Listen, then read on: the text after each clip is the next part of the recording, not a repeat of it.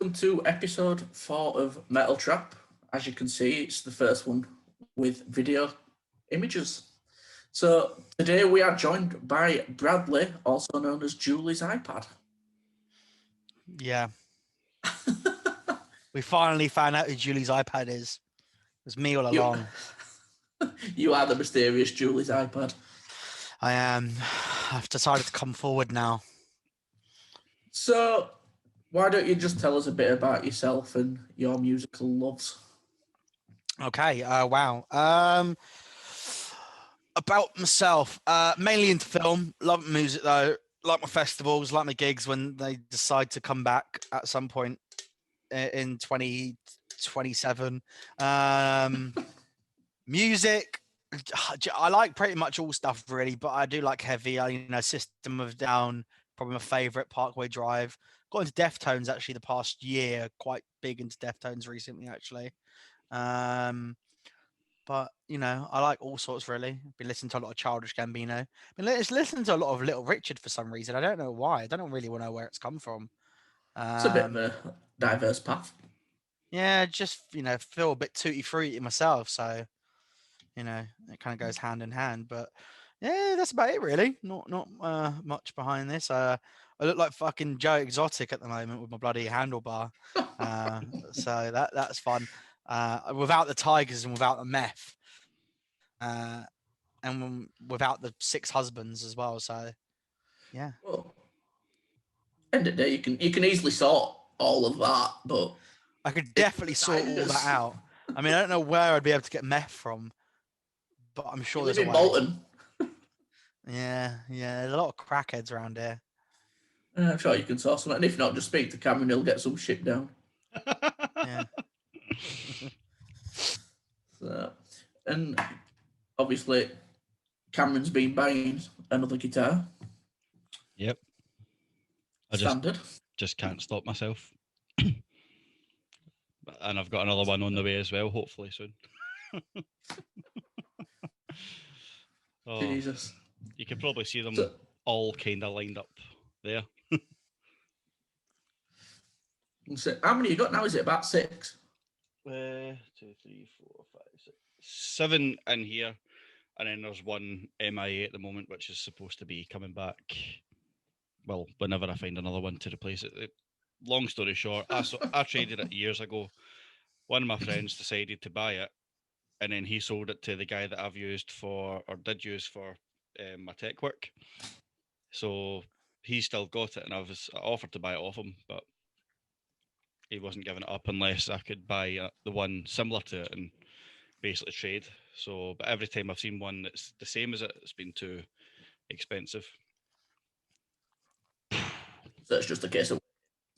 Yeah, I mean, I'm not paying £300 just to trade off. I mean, it's not a good trade off from my side. So, Nah. Oops. So anyway, into what we're going to get onto today. It's just going to be, we've got a list of 5 questions, which we'll just talk shit about the answers, really. Not much else to say about it. So we might as well crack straight on. So we'll start with Brad, with him being the beautiful guest. Oh, thank you. The first question, if you could create a super band with members of any current band, who would you choose and why would it make this band great? I like this question because as much as I like my music and as much as I know my bands, I've had struggled with remembering what the fucking artists are called. I just had to Google it, and some of them I do know. I don't know. I went a bit weird with this one, really. Just went a bit like a mixture of heavy and a mixture of funk. Just felt funky last night. So I did 2 vocal choices, one being Serge Tankian. And I suppose this is kind of like me, like, doing it in a way of being not looking elsewhere other than my favorite bands, the System. Then I also did Matt Heffy from Trivium on guitar and side vocals as well, because I feel like they have like a good balance between each other, sort of thing. I mean, obviously Serge Tankian, I'm pretty sure this is correct, but I'm pretty sure Serge Tankian has the same vocal range as Freddie Mercury. I'm pretty sure I saw that somewhere, and I don't remember Jesus. what it was. I'm not too sure. Matt Heffy obviously is just amazing. Like, guitar's awesome and his voice is awesome. Then I did Jeff Ling, guitarist from Parkway Drive, mainly because like they've got like catchy ass tunes. You know what I mean? Like Idols and Anchors. And like Dark Days, when you hear everyone just like sing along to it, that's pretty cool. Especially when you're at a Parkway gig, that is really cool. I did drums, and I thought there's only really one person to choose drums, the best drummer probably ever, and that's probably just again a bit biased. Dave Grohl, he always does like little side projects with like big names, and is not at the forefront like Queens of the Stone Age is one of them. I did a little bit of funk on the bass with Flea, and I think that was it really. A little bit of funk, and plus I think Flea's like probably one of the best bassists kind of going in regards to if you want to bring the funk, and you can't beat a little bit of funk. I've said funk loads already. Funk. Face full of funk. A face full of funk. That's a good band name. That is a face full of funk. It's either a good band name or a good name for like a porno. Face full of funk. Just have a funk band doing the whole stood behind the. It's that song. Who's got the funk? You know that funk. I don't know the rest of the words. Just that's about it, really. That's as far as I can go. Oh dear. That's my choices, though. Yeah. And what do you reckon would make that such a amazing band? It'd be fucking weird, isn't it? You're just seeing Serge Tankian up here doing his shit, Dave Grohl just doing his shit. Like, I couldn't, like, I know it's kind of, I know if this was an actual argument, this is kind of ruin my argument. I just can't imagine them all being up there together, but I think it'd be hilarious. It'd be amazing. It's like the time when Foo Fighters brought out Rick Astley on stage. You're like, why the fuck is Rick Astley here at a Foo Fighters gig? You'd be like, why the fuck is Flea and Dave Grohl at basically a System of a Down sort of ish gig? Yeah. I just think it'd be different. It'd be interesting because they all have different styles of music ish sort of thing. I suppose like Parkway's more really heavy, and then Trivium's pretty like obviously quite heavy as well. And the System are heavy, but Serge's vocals aren't always heavy, especially in his older age. He doesn't do the stuff he normally used to do, where like if you look at some of the older videos of System of Down when they were played live, Serge Tankian was blatantly on like a lot of drugs because he used to just do like mad shit on stage.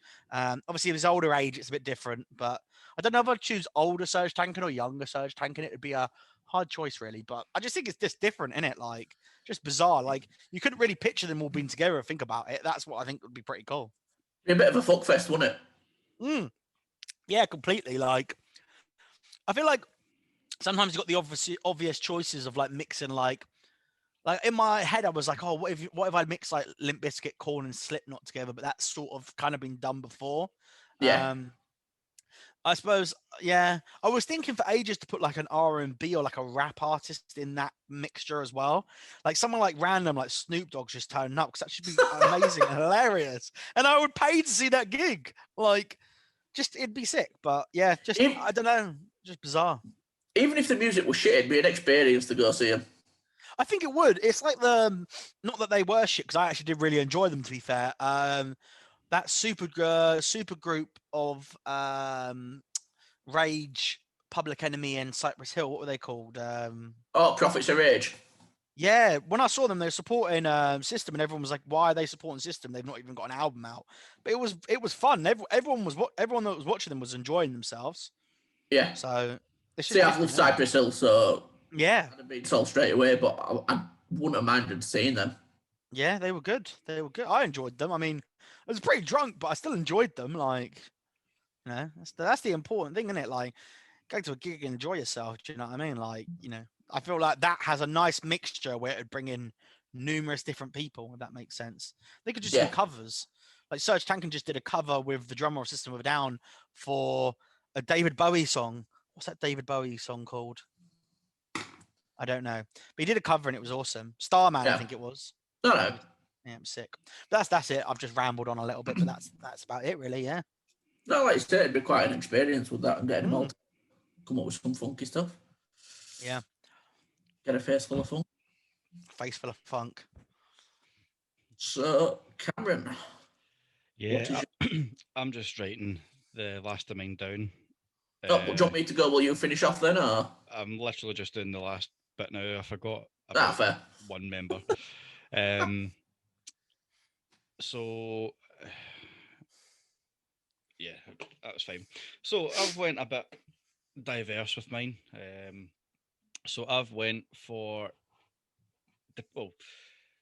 from the stuff that I listen to. I like a mix of good cleans and heavy. So I think the one that I've got would be quite an interesting one. So I've got Brent Smith from Shinedown for clean vocals. His range is just outstanding, and seeing them in Download at 2018, you know, sitting in the Lilo things, I was just blown away. Just he's a fantastic front man, and his voice just carries. You know, he's a brilliant vocalist. Followed by Kevin Scaff of A Day to Remember for lead guitar and backing vocals. As you know, I've seen A Day to Remember millions of times, so of course one of them would make it onto the list. Again, watching him play guitar live, it's just mesmerizing. You know, some of the stuff that he can do, it's fantastic. On second guitar would be Sinister Gates from Avenged Sevenfold. I think that would be a very interesting hybrid because he just fucking slaps. He just shreds like fuck. Drums, I couldn't pick anybody else, but it has to be Jimmy the Rev Sullivan. Just an absolute machine. I know he's passed away and things, but in my opinion, no drummer that Avenged Sevenfold will ever have will be the same as the Rev. So he's up there. For pardon me, for heavy vocal, I'm choosing Tim Lamassus of As I Lay Dying. So after he got out of jail, there was a bit of uncertainty if he was getting back with As I Lay Dying, or if As I Lay Dying were ever going to be, you know, a thing again. And they put out 2 tracks. It was My Own Grave and Redefined, and you know, everybody just kind of sat there like, oh shit, these guys just didn't stop, you know, fair play. And I just think now that he's had the time out, he's found himself a bit better. You know, he's not on all the steroids and things like that. I think he's a much better vocalist now than he was back then. And for bass, I'm going to get absolutely slaughtered for this, but I'm going to go with Ghost from Motionless in White. Right.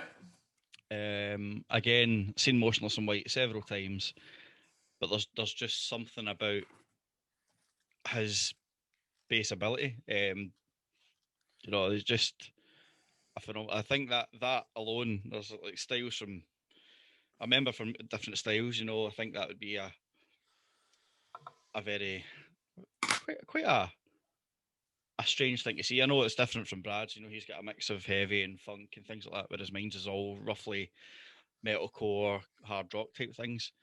But a couple of wild cards that were in there was Zach Johnson and Chris Davis, both of the Ghost Inside. Just I couldn't choose, but I thought they guys both play similar. Better to go with like different things. Yeah. But no, I think that would be my. See, I think having Brent Smith and Tim Lambesis in the same fucking band would be wild. Like, obviously, you've got the harsh vocals of Tim, but then the incredible range of Brent.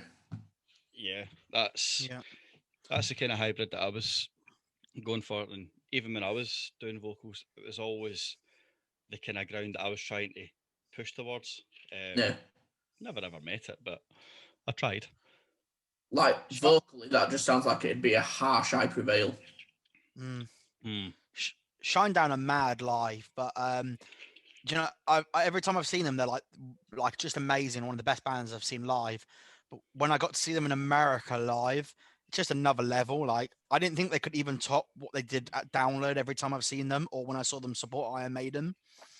But like America is just mad, man. Like they just blew my mind. I mean, my mind was already blown every time I see Shine Down. Every time his vocals, like you said, every time I see them, his vocals just carry. In America, though, he must have got some mad energy in America because obviously, I suppose they are American, aren't they? Before I Yeah. make myself sound like a fool, they must just get. I mean, like I said, every time I've seen them at Download, they're the best live band I've seen at Download that year. But in America, man, I was like, bloody hell! Like, I didn't think you could top yourself, but you just topped yourself even more. Even supporting Maiden as well. They were better. Maiden show was awesome, but he made the show like great. And the problem with Maiden, obviously, when people they'd see Maiden, they just see that they'd see Maiden. But even my dad came along with me. My dad was like, "Who's this band?" Like, yeah, Shine Down are awesome. That's a really good choice for a vocalist. Actually, that's a really good choice for a vocalist. Yeah. Well, like you say, with the Iron Maiden tour, like I'd seen Shine Down before at Download in 2016. Yeah. So they were supporting Maiden, I was suited, and I kept going on to my dad about them. I'm like, these are, you'll love them, you'll love them. He loves Maiden, so he came along to the gig. And while Shine Down were playing, he looked at me and was like, these are shit. He went, really? So anyway, we come out of the gig and I'm like, what you're about? He went, now just wind you up. He went, they are absolutely phenomenal. And he's listening to them all the time now.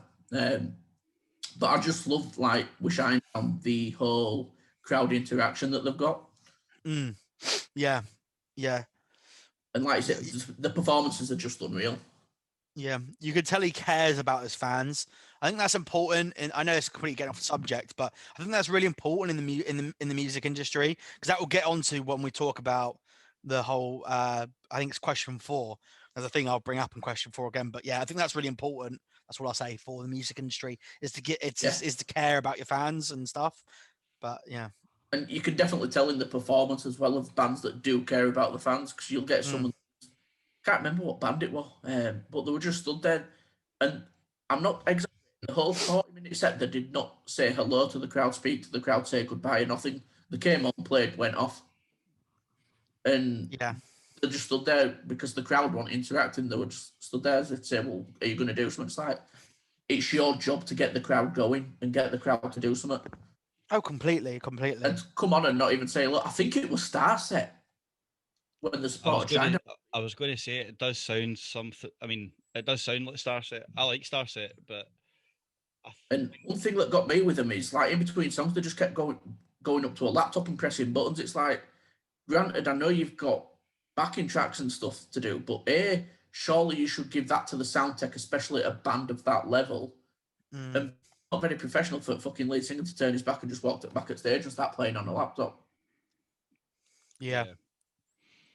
I think I mean, no disrespect, but I do think that their vocalist is a bit of a diva, in fairness. It's the same as Andy Biersack for Black Veil Brides as well. He was a bit of a diva for a while as well. Yeah. Because he told the fans in Glasgow to fuck off. Because somebody threw something on stage and, you know yourself, if you ever throw something at a concert, you've got no aim, but it did hit him straight in the face. I think he just kind of seen red, but it's still no excuse. Yeah, they've paid to see you. Yeah. Exactly. I think that's one thing that we'll see. I think there's a massive difference when things go back to normal and gigs come in. I think we're going to see a massive difference, a resurgence of passion from people. Because think about it, a lot of these bands, all they do is tour. They tour constantly. They've had this massive break. I think when we come back, I'm saying it now and I'm saying it here. I think when we start getting gigs and festivals back, I'm not even joking you, we're going to see some of the best live performances ever. And that I feel like that's what's going to happen. Yeah. We said this on one of the early episodes because, like, your bands, they're going to be hyped that they can be back out performing. Your fans are going to be hyped because they're back at shows, and it's just going to go in hand and going to be absolutely mental. Yeah, I'm looking forward to it. I'm really, really needing that kind of that gig. My last gig I was supposed to have was a driving gig in Bolton, which the government cancelled. Skin Dread driving gig. Yeah. But I'm dying for a gig at the moment. I know you two definitely probably are as well. The amount of Absolutely. gigs that you two go to, but I'm dying for a gig at the moment. Dying for a gig of some sort. Yeah, I'm gonna say I think I'm currently had 5 gigs cancelled. One of them was Ozzy Osbourne from 2018 or 2017, so Yeah. that I've just pushed to one side, and if it happens, it happens. Yeah, one of my gigs that was cancelled was Green Day in 2018, and they've yeah. never come back. But there was so many inconsistencies with the story where either half the stage was sinking because of flooding, or half their stuff was still sitting in London for the night before, and nobody could enlighten us. Give But you a it confirmation. it was that day I was on my way from my house to Edinburgh to pick up Siobhan, and I'm sure it was or there was somebody else, Siobhan, like my cousin, and a couple other people, and I got a phone call of one of my friends who was working on not crowd control, like not security, but you know, Yeah. tickets please type person. Yeah. You know, he phoned me like, "You on your way here?" I was like, "Well, I'm on my way to Edinburgh to pick up my cousin and a couple other people that are going." He's like, "Don't bother, it's cancelled." I thought he was taking the piss. I was like, "Nah, you're talking shite." I remember that. Yeah. And I phoned one of the other people that I was meant to be going with, and they were like, "Yeah, no, it is cancelled." I'm like, "Oh shit!" But we ended up just going out, getting absolutely mortal, and then me and one of the other people came back to mines. We just watched Green Day live, the Awesome as Fuck tour. Might as well. Yeah, Might as so well. Yeah, it's better than just doing no. yeah. I mean, the last concert I was at was what, a year ago last month, January, which was I don't even know when my last one was. I couldn't tell you. I've still got a ticket for Parkway Drive at SSE Wembley, their biggest gig to date in like fucking Europe, and it got pushed back to December because they were like, it's definitely gonna happen in December. It's like it's not. COVID's not gonna bugger off in December, No. and then it's been pushed back to April. I think I've had nothing from it. So I'm at the point now where I'm like, do I get a refund or do I just keep waiting for them to push it back? Because realistically, I can see gigs coming back, but I can't see a gig that size coming back for a while. No, I think the only gigs you'll get this year are towards the back end of the year, and it's going to be your small academy gigs at best. Yeah. Yeah. I'm hoping I get my Skin Dread and Royal Republic gig because they just, it'd be nice to do that. But yeah. So I've gone with a bit of a mix of people. So vocals, I've gone for Jason Butler from Fever 333. Oh, that's nice. That's a very good choice. Obviously, I know you two have seen him, and I think the energy that he brings is just absolutely mental. Oh, that was good energy for a Sunday. How he had that energy on a Sunday. That was good energy for a Sunday. It was much needed, don't you think, Cameron, when we saw them? Oh, it was definitely absolutely. a Sunday we saw them, wasn't it? Yeah, it was a Sunday. It was Sunday, yeah. They were awesome. Very good. Just the energy they had as well. I mean, the guy did a fucking flip off the amp. Yeah. I mean, sitting there in the crowd, fucked at your tits. You know, it's hard to focus. Yeah. At the best of the time, you're like, did he just do that? And then you see, you kind of see the rest of the energy, and you're like, yeah, he definitely done that. And then just absolutely amazing. Yeah, when I went to go see Bring Me the Horizon other year in Leeds, they were and they stuck a GoPro onto a drums, like a cymbal stand, and started passing it out. And when cymbal stand got back to stage, there were no GoPro. Like typical Leeds, GoPro had gone missing. So it just stopped what we're doing and like, right, who's got GoPro? And no one admitted to it. So like, come on, who's got GoPro? So some clever bollocks put his hand up in air with GoPro and went, right, come up on stage. And he got him on stage and fucking got him film up like through GoPro, all the crowd and that through the next song, and just started pushing me up on stage. That's hilarious. That is. And that's really funny. The security will get him out for theft, and he's like, no, you're not touching him. He's coming on stage with me. And I thought that is fantastic showmanship. Yeah, 100%. So my lead guitar, I went for Matt Tuck. because I also thought he can jump in with backing vocals as well. I had that written down as well, but I scribbled it out. Fucking genuinely had it scribbled out. Like, I love Bullet, and I just think they've got some filthy riffs. And it's one of them. Every time I listen to them, I just think, you know what, I want to go into a pit. I want to go mosh. And same again, the energy from Bullet are just, it's second to none. And I think you can see a theme here of what I've gone for with my band. I've gone for live, energetic performances. Yeah. I think that's Which what matters then most. Yeah, which then leads me onto the drums. I've gone away from metal a bit and I've gone for Travis Barker. Like, he's always been one of my favourite drummers anyway. But, like, when I thought, right, I want an energetic drummer, it was straight down the line. I'm off Travis Barker. Like, he's not my favourite drummer overall for, like, performances and stuff like that, as in regards what they play. Like, I'm not saying he's horrendous by any stretch of imagination, he's mint, but I don't think I've seen anyone match his energy. It's just his versatility as well. Like, although his main career was to drum for Blink-182, but like, if you look at the stuff that he's done, I mean, he's featured on Machine Gun Kelly, he's featured with Youngblood, he's featured with so many artists recently, which obviously is his thing as a seasonal musician. There's not one thing that he couldn't play. I mean, did they not play live with Linkin Park? I think so. Like, they brought him out on stage, just literally a bass drum, one tom, a snare, and one cymbal and a hi-hat. That's all he had, and this He smashed it. Exactly, the drummer in fucking Linkin Park's got his own fucking stage at the back and doing all this, you know, and Travis Barker's like, mate, I've got like 4 things.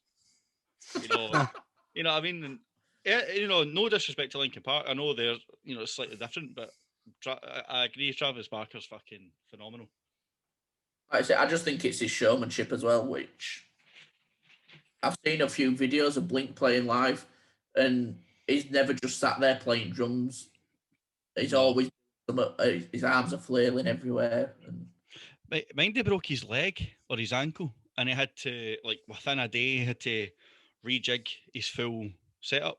So, like, I didn't know that. Yeah. So it was actually a video that they posted, like, he broke his leg or his ankle or something, and it was his right leg, so it was the leg he used for his kick drum.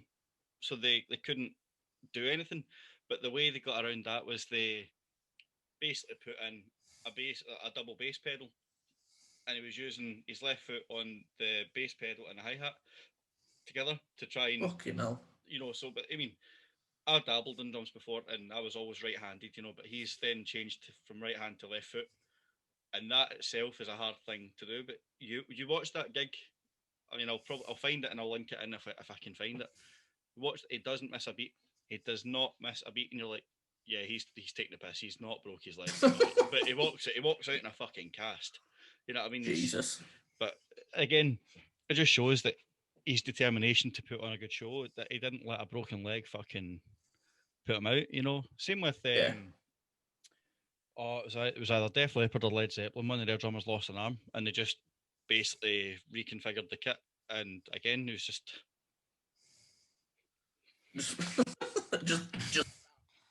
pretty much. It's like one of the fucking gymnastic things with the ribbon. You know what I mean? Is it?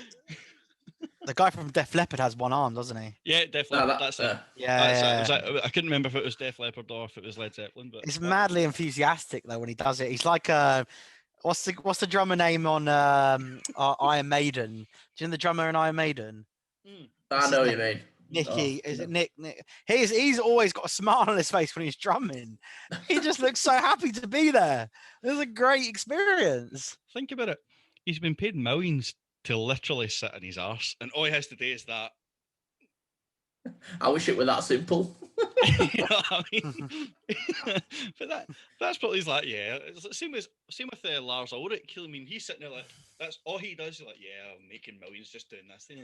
With his shit sounding snare. Oh, it pisses me off. It actually pisses me off. I mean, I actually seen a meme in one of the music groups recently, and it was somebody laughing at Lars Ulrich's drum ability. But then somebody went, "Yeah," and Lars Ulrich laughs at your bank account. And I was like, "Yeah, that is fair. That is fair." I mean, even just watching him play is. I mean, it's painful to me. You know, I like a drummer that can actually get right into it. But he just sits there. Yeah. The occasional wee. That's it. You know what I mean? Like fucking. I mean, don't get me wrong. I like Metallica.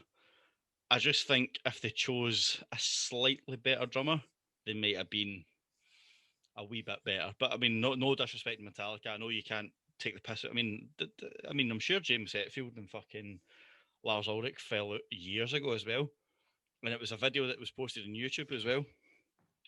Oh, you've been in a shit mood all day. It's like, yeah, no wonder. I'm pretty sure that it's either Metallica. It's definitely a band. It's definitely one of the bigger, like older bands. But I think Metallica. It might be Metallica, where they don't see each other. They just come on stage and they have different dressing rooms and they don't Metallica. like. Yeah, it is Metallica. Yeah, they don't. I don't think they like each other at all. No, James. It was Lars Ulrich touched on that. Like, yeah, we've all got separate rooms. We don't see each other unless we're on stage. And Or in to me, I just that's not a band. no. there's no point. It's money in it. You know what? I was about to say that It's that's- money grabbing and they don't need to. They've got No. enough. Mm. To me, that's a case of we're just doing this to be greedy. Like, Yeah, we don't like each other.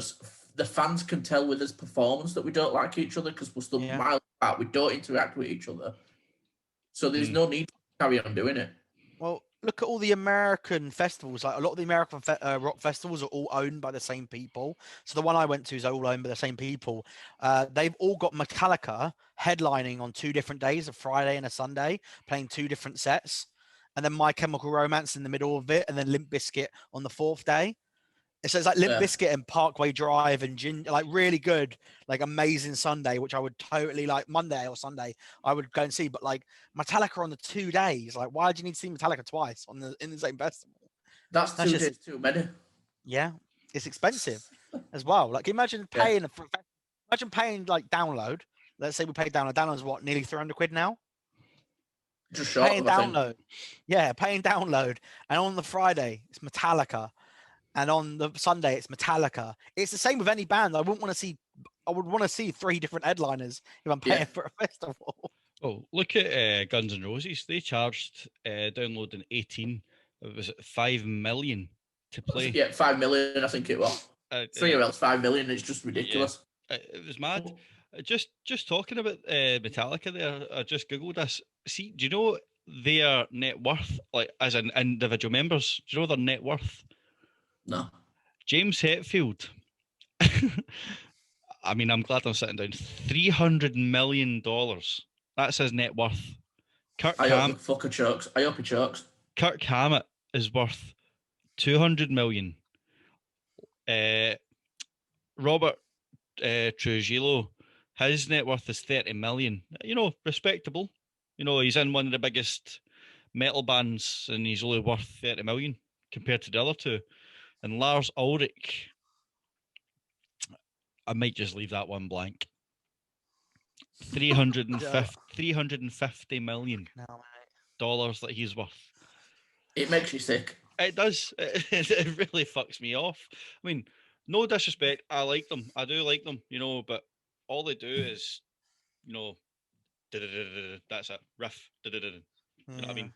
And if you look at the 4 main, is it the four? The I can't remember what they're called now. The big 4: Megadeth, Yeah. Metallica, Anthrax and Slayer, innit? How different? Like, do you know what I mean? How completely different in regards to like money that probably would take to play a gig. Do you know what I mean?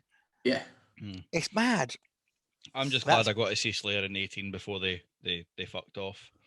Yeah, I'm glad I got to see. I saw half of Slayer. I've seen Megadeth a number of different times. I saw Anthrax a little bit of them, not a lot of them. Never seen Metallica though. I wouldn't pay to go and see them. I enjoy them. I wouldn't pay to go and see them if they were at download and there was no one else on. I probably would go and watch them. But I mean, if Guns N' Roses charged 5 million to play download, what do you think Metallica would charge? You know, I mean, this is the point that I'm thinking it, because they're not going to do it for free, and they're not going to do it for like 10 grand a member. Not a chance. It would cost them more Well, to bring all their shit over, and I they would own don't the headline. think that they will headline. I don't know if they'll headline Download for a while, to be fair. And the only reason I say that is because the last festival they headlined in, correct me if I'm wrong, but I'm pretty sure the last festival they headlined in Britain was Reading and Leeds. I can see them doing Reading and Leeds again. The only reason I can say that is because Reading and Leeds seem to have more funds, I want to say, than Download, and that's what I can see. Yeah, because Reading and Leeds is more mainstream. Yeah, but it's funded by BBC, innit? Yeah. Yeah, whereas Download is independently funded, I'm sure. Correct me if Yeah, I I'm wrong. think so. Live Nation, I think, that runs Download. Yeah. I thought that was in partnership. I didn't know they. Oh, it might be. I just know Live Nation have got a decent say in what goes on. I'm sure Sky put a little bit of money, obviously, because they play it on Sky Arts. I'm sure Sky probably put a bit of money towards it as well. It's fucking mad though, because look at, I mean, Leeds and Reading Festival, you've got so many different artists, you've got different styles of music, but then look at the difference between that and Download. Even Bloodstock, or what was formerly, or what was Sonosphere, you hardly get any coverage on these Yeah. venues. And I don't want to sound like a pure Karen, but it's the metal scene. They're trying to not blacklist it, but they're trying to not have as much airtime. Yeah. You know, Yeah, no, I do agree. and that's the one thing that really pisses me off, because guaranteed, Download, Bloodstock, Sonosphere, any of these festivals, they'd be the safest place to go because everybody looks out for each other. Yeah. Yeah, no, I do agree with you completely, to be fair. It's mad to see the changes in it, but sorry, Gary, we've kind of gone off on a tangent. And sorry. Well, I've only got one left anyway. For my bassist, I've gone with Ryan Martini from Mudvayne. Nice. Because same again, he's energetic as fuck. That bass line to dig. Oh. Aye. I mean, I mean, I've not really listened to Mudvayne for a while, but I can see why. That's a solid choice. I can't remember when it was. I think it might have been 2015, something like that. Corn were touring around America, and Fieldy, his wife, were having a baby, so he had to miss a couple of shows, and he filled in. And obviously, as amazing live as Corn are, they do stay pretty stationary while they're playing. And there were a documentary on YouTube. It's only about 15 minutes. And he was saying he started performing like while they were doing one of the shows, and he was just mooching around fucking stage, popping his body and dancing about everywhere. And he said Monkey and Head just turned around and stared at him as if to say, "What the fuck are you doing? Stay still." That's quite funny. And as I say, I just love the entire energy of that. Talking about leaving big tour, energy. Matt Heafy left Trivium for a couple of dates as well, because his wife was giving birth, mind, and it was Jared Dines that replaced him on guitar. I saw that because they vlogged it all, didn't they? Yeah. No, Jared Dines vlogged it, but then it was one of the shows. It was Howard Jones came on stage to do a song, and then it was Howard Jones done the full gig. So he done his full set with Killswitch. I don't even know why the fuck that. I mean, he done his full set with Killswitch, then came and done a full set of Trivium songs. Fair enough, he had Paolo and the other guitarist. I'm shit with names. They were doing most of the vocals, and Jared Dines is just fanning about on guitar. Fair enough. But then Johannes from Avatar comes out, and one of the is when they're doing the joint solo thing. He goes, "Holy shit! I've seen that guy on my computer," and you can just see there's not one person pitting. They're just pissing themselves laughing, and you could see Jared Dines kind of sitting there like that. You dick! You absolute dick. You know, you're just like, I mean, fair play to Jared Dines. He started out just doing YouTube, and then now he's like pure best pals with fucking Matt Heafy. I mean, that's a friendship I would love to have. No, you won't say no to it, would you? No. And then he's got his can't speak. He's got his own signature guitar now as well. Music Man. No. Fucking, he's done well. Just for starting out on YouTube, he's done fucking really well. No, I can't fault him. No, I like him.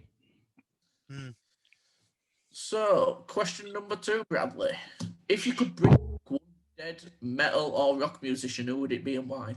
I thought about this for ages, because it's a question that everyone always asks, and you get the kind of obvious kind of answers normally. I think I see a lot of people choosing Kurt Cobain online quite a bit, but that or Chester. Yeah, but with Kurt Cobain, like he was very much kind of like anti like his music becoming the way that his music did, sort of thing. So I think if he did come back, he probably wouldn't be particularly happy, in all honesty, with the way that his music's gone, because he never wanted his. From what I've seen on interviews and the documentary about him, he never really wanted his music to get the way that it did. Plus, if it was a case of not just to bring them back to life, but they continued as he was, probably wouldn't have Foo Fighters, to be fair. So that's an option. I went with Jim Morrison personally myself. Like, I love the Doors, me. Like, I really, really like the Doors, man. That's like my Sunday chill time, that is. Yeah. And Jim Morrison is just like, I feel like with Jim Morrison, like, he's an amazing songwriter, first of all. And just the way I don't know, his presence in general. There's just something about Jim Morrison that's just like very calming, isn't it? Yeah, really calming. And I don't know if the Doors would still be going, in all honesty, if he still was alive, but I feel like we're like one album short of For the Doors. Like that's just, I feel like there's one album that we're missing from the Doors, and I can't explain it in the slightest. So it's lucky this isn't an argument, because I don't know why I'm thinking it, but like I just feel like there's something where there's everything that I felt like the Doors released is incredible. I feel like we're missing an album, and I feel like if he was around now, I don't know, just if they did tour. I mean, I know sometimes when bands get a bit older, it's not the same. But I honestly feel like if the Doors toured now, like with the full Doors going and stuff like that, like because they're a bucket list band for me, 100%. Like I would have loved to seen the Doors. I'd love to see the Doors. It's like proper chill. I'm a firm believer of like bands' previous albums are a concept for their next album. Yeah, I've always maintained that. I mean, who was it? Green Day, for example. They done, when it was American Idiot, the album they released before that, I believe, is Warning. You would never have seen, the massive jump from Warning to American Idiot. I mean, it was a completely different spectrum, and compared to where they are today. I mean, they've just released, last year they released Father of All Motherfuckers, and I wouldn't say it's their best album, but that's probably me being biased because I love their older stuff up to 21st Century Breakdown. Uno Dos Tres. I don't listen to the full albums. I listen to certain songs, but the rest of it, you're just kind of like, meh. But if you look closely, you can see why they've went the way they have, because every album has been a concept of their future sound. I mean, especially with the Doors, they've always they've not maintained, they've kind of went up. If you get me, yeah. I don't know if that makes sense, but it does to me. I think, like you say as well, even if the Doors weren't going, I still think he would be doing his own individual project then. Yeah, I feel like he'd be mentoring the bands, or that's the way I look at it. He'd be mentoring bands. I think even the same. One of the other choices for me, I was thinking Freddie Mercury, but it's a choice that's been discussed over and over and over again by many different people. But I think Freddie Mercury would be the same. If Freddie Mercury is around now, I think he'd be mentoring people quite strongly, and you'd have a lot of albums where it's like someone will be releasing something and it would be like featuring Freddie Mercury sort of thing.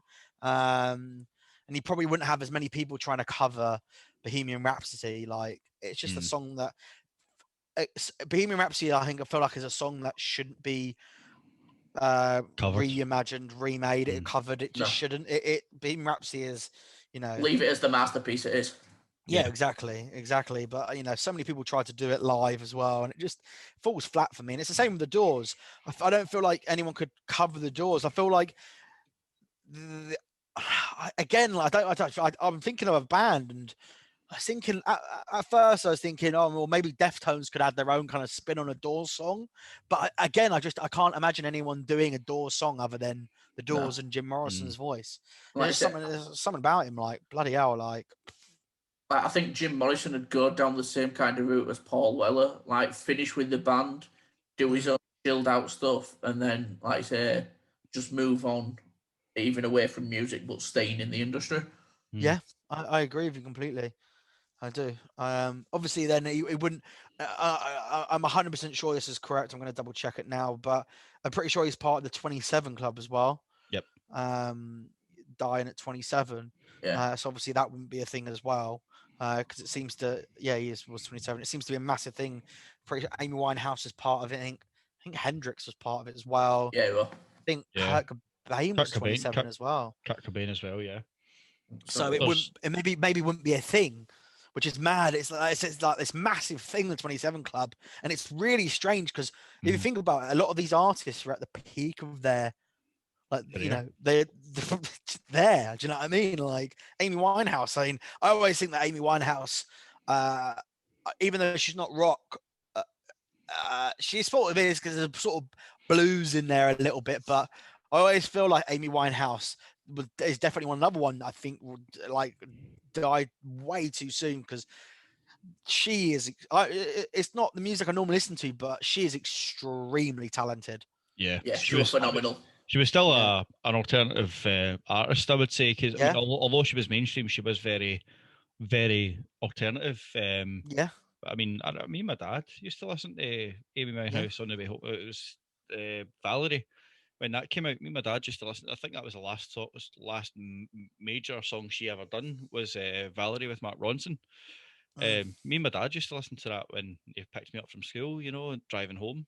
So that and Elvis Presley and me, the amount of stuff me and my dad used to listen to is phenomenal. But again, I can see why Amy Winehouse would kind of be on. I mean, the 27 Club, it's no laughing matter. I've just gave it a wee look in Wikipedia, and there's a full spreadsheet.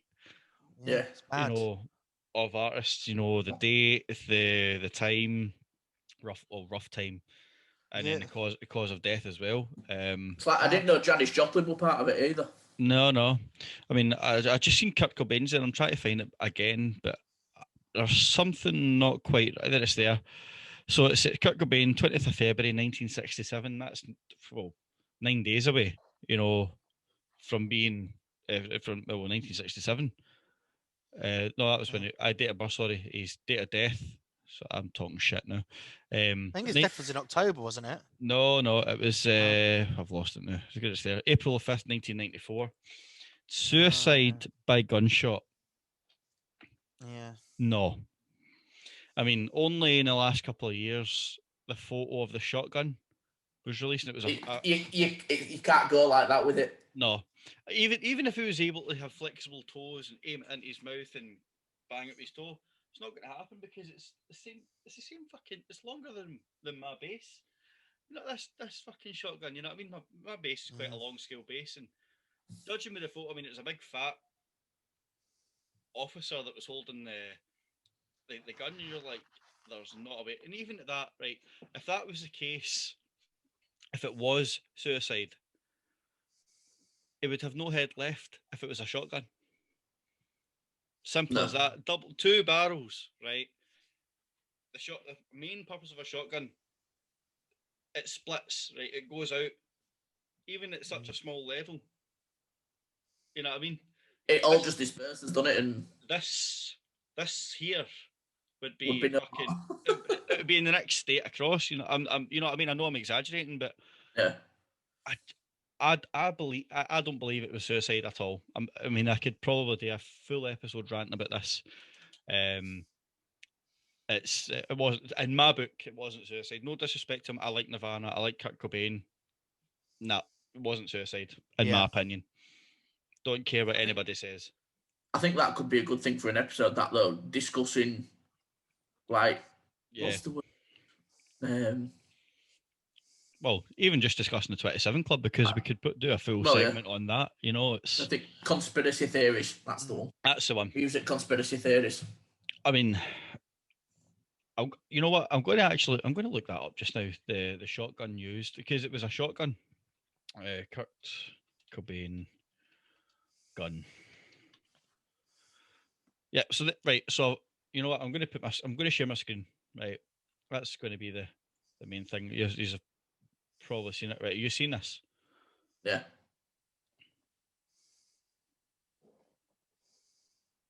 How? Yeah. There's no way you can get. You know, I mean, I'm sorry, right? The way he's holding it, and that's a different gun altogether compared to that. I mean, it's mad how someone's actually taken pictures and put this on the internet, though, isn't it? Well, it only got released.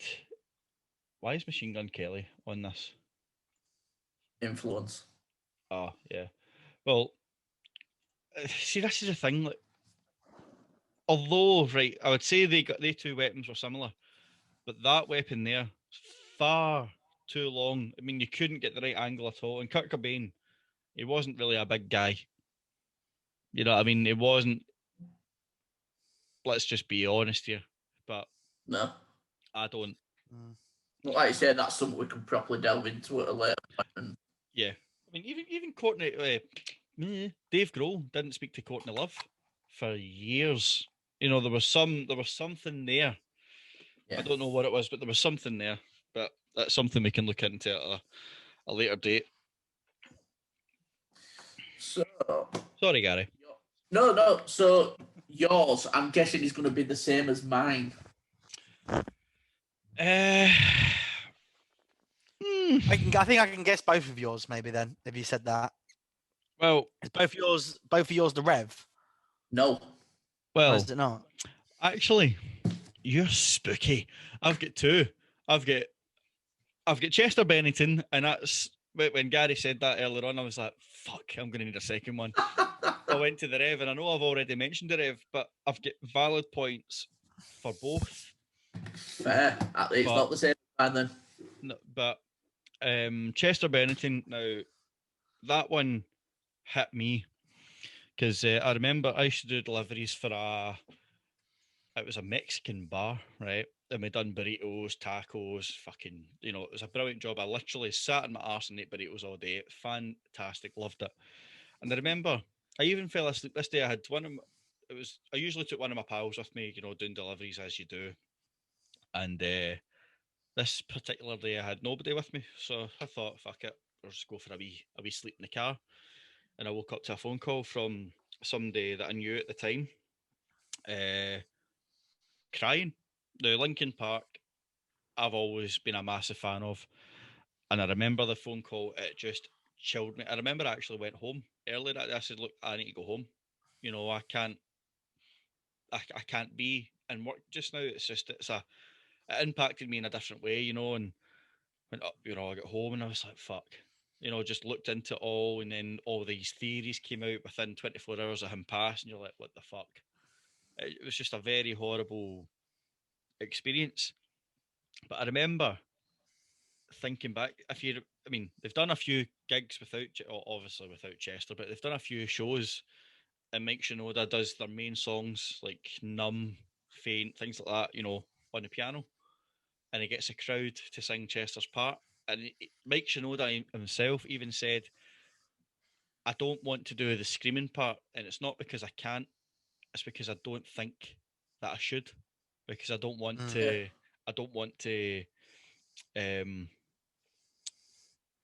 ruin, you know, the songs. And he believes that it just shouldn't be touched. It's a part of history now, and that's the way it is. You know, he touched that. It was a podcast he done, and I was like, that is respectable. And if you look, they've not replaced him.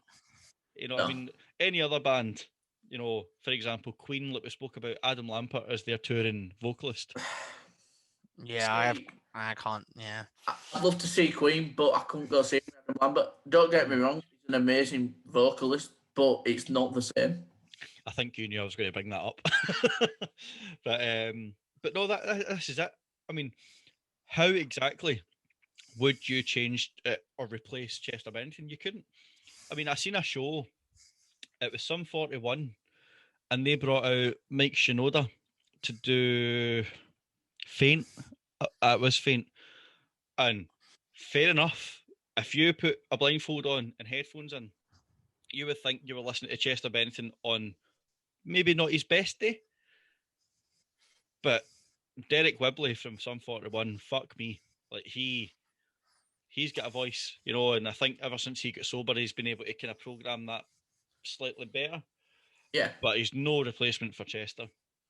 My second It's one, always going to be hard too, isn't it? Really, to do that. exactly. I mean, Chester, from a vocalist point of view, my band covered A Place for My Head in 2017. It was 2016 he passed away, wasn't it? Yeah, because I think it's 5 years this year. Yeah. Well, we done a tribute. We covered A Place for My Head, and there was only ever one video of my band playing that song live. And even at that, we never done it justice. I don't have the same vocal range that Chester had because I was more of a heavy vocalist. I mean, it was Ryan, the guitarist in my other band, to do Mike Shinoda's parts. I done Chester's parts. I don't have the range for that. Fuck me, I tried, but I couldn't do it, you know. And I mean, a month later, that was our tribute to him, and you know, a few people came up and were like, "You guys done really well at that," and I was like, "I don't want the praise for that. It was our tribute. It's not something to be praised on. Maybe respect should be given. I don't know. I look at things slightly differently. You know, I don't want to be praised for the work that I've done. You know, it's a level of respect, and I mean, a musician's respect. How would you pay your respect to a past musician? You would cover a piece of their work. And I personally like do a one-off cover. That's exactly. it. That's all we done. That's literally all we done. We turned up and we were like, right, every other band's going to do Numb, Faint. You know, we need to look at something different. And we were like, oh, A Place for My Head. There's not very many people that have covered that. It's the mainstream songs that people have covered. Yeah. And we were like, yeah, fuck it. So we done that, and you know, a lot of people were like, yeah, you know, fair enough, and they respected us for the fact that we done something different. But the way that we done it is we tied it in with our final song. So we went light, straight down to heavy, and finished our set, and that was all it was, you know. But you do get a lot of people that join the stigma, so to speak, that you're only doing that to cash out. We never made any money. Simple as that. You know what I mean? And this is what pisses me off. People think, well, you're just jumping on a bandwagon. No, musicians pay respect in different ways, and this is it. I don't know if you're a musician yourself, Bradley, but myself and Gary included in this, you know, we've played in bands and things. That is probably the best way to pay respect to a past musician, you know, and that's I agree with you completely. Yeah. And I mean, it's 2021 now. That's 4 years ago, and it still pisses me off. This argument, it always will piss me off. But the thing is, that's only the same as like when a football team's lost one of their all-time greats and they retire shirt number. It's nothing different from that. It's just way of paying you respect, isn't it? Yeah. I mean, I'm not going to get into the football argument, especially in Scotland, because it's not worth having the target on your head, you know. But it is a thing, you know. They will never recycle a footballer's number, unless it's like, say for example, the footballer's son. Yeah, it's the same with the police force. They'll retire that badge number unless it's a family member that's taken it over. Yeah, well, it's That's like pretty cool. It's like with Leeds Stadium now. Obviously, the major players and stuff that have died for him, they've got a statue out front at Bremner. They've named one of the stands after John Charles. Mm-hmm. That's how they pay tribute to someone who's done a lot for the club and footballers a whole. So, like you say, doing a cover of Lincoln Park to pay your respects that way is no different. But people just automatically think you're cashing on a tragedy. Yeah. I mean, everybody says there's always money to be made in a tragedy. And, right, I don't know about any other music scene, but in Glasgow, we actually done. I mean, my band weren't a part of this. We missed the deadline to sign up. But there was actually a tribute show, and I believe it was played in Ivory Blacks. Ivory Blacks was the first venue my first band ever played in. So for me, Ivory Blacks will always have a small place in my heart because of that. But there was bands that played, they done their full set and they done one Linkin Park song, and that was it. And they never ever done anything again, but they all done different songs. So it'd be like band one would be doing a Faint, band two, Numb, band three would be doing something completely different, and Powerless, whatever. But it's the one thing that's always made me appreciate your local scene, because everybody's always kind of just jumped in and thought, right, we'll do this, and the money that's raised will go to a local charity. I want to say the charity that was picked was a local mental health charity that the money was raised for, so no band profited from that. But you always will get the one person or the one group of people that'll be like, oh, That will try. use are cashing in, use are making money from this, blah blah blah blah blah. No band walked away with a paycheck that day, and and that's just it. Nobody made money. Well, it's like one of my mates. He was in process of setting up a Linkin Park cover band, and this before the whole thing happened with Chester, and they got everything finalised, and he actually put it up on Facebook about the day after Chester died. Right, we've got us cover band, blah blah blah. Expect stuff soon, and everyone was jumping on him. You're sick. You're just doing this for the attention. You're doing it for, and he said, you know what? Then I'm not doing it for that. It's been in works for months. He posted screenshots of chats with his mates that they'd been organising it for months, and he said, you know what? Fuck it. I ain't doing it. I don't think anybody would have been able to predict that at all. I'm sorry, No. but I mean, it was supposed to be picked up that morning for a photo shoot. Yeah. And it was found in whatever state it was found. It's not something that we should discuss on this, I believe. But I think, nobody knew, and there's a lot of conspiracy theories around about it. I mean, he bought his family, was it a $2 million house or something like that to live in? He bought them all this, and after that was finalised, he was gone. But there's nothing. It's not something we shouldn't be discussing the kind of background into it. It's just nobody would have predicted that he would have. No, it's the usual case. All the photos, he was smiling, he looked happy, and you can never. Exactly. No. And it was like a brick to face. I mean, he battled cancer 3 times. It was throat cancer. He fought 3 times and he won. And then, but you've got to wonder, there's him and Chris Cornell. There's something, in my opinion, there's something connecting the dots there. I don't know what. It's not my job to look into it. I'm just following what a lot of people have kind of documented. But there was something there. They were looking into something, and then that something ultimately took. There's I think as well, people, every kind of person that we've all kind of chosen, what represents them all, what makes them stand out, all of them together, is that they're people that feel like they can't. I feel like most people agree that a lot of people say they can't be replaced. No one can come in and do what they did for the band and for just they can't. You couldn't replace Chester, in my opinion. No, I agree. I agree with you completely. They've been talks for ages. I'm pretty sure one of the talks for a while was along the lines of Ollie Sykes, but I personally don't agree with that. Personally, I think wrong choice. Don't get me wrong. I respect Bring Me the Horizon. I'm not the biggest fan of them. But if Ollie Sykes were to, even as a touring artist, I'll join the dot there.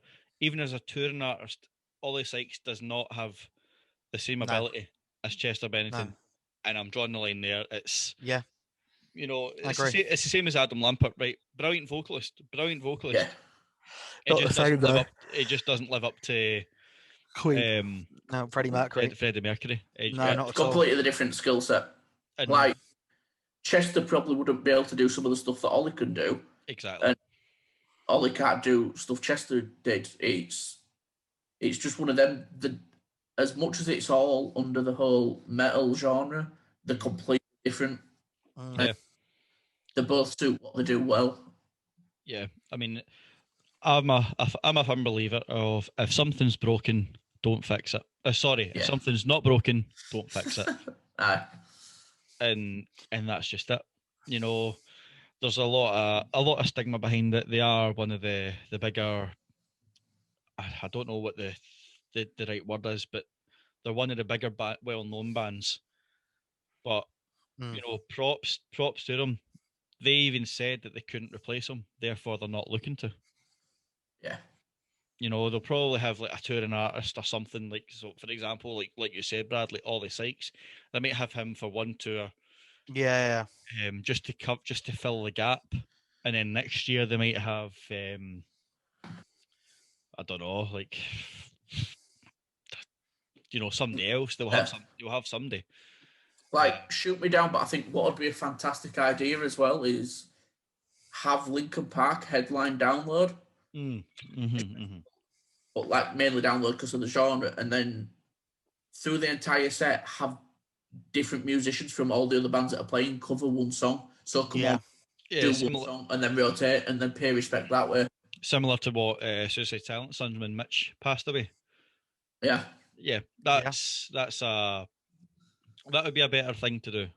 You know, I would get on board with that, but I wouldn't get on board with a replacement touring musician. I would say I would not get on board with that.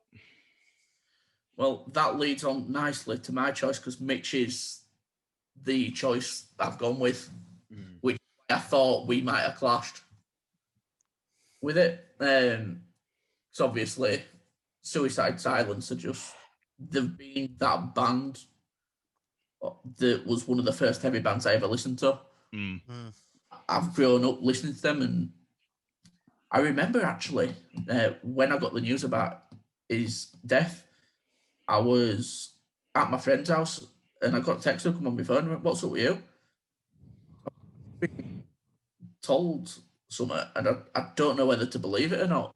And it touched home more, obviously, because he died in a motorbike crash, and I've loved motorbikes and I've been riding them for the last 10 years.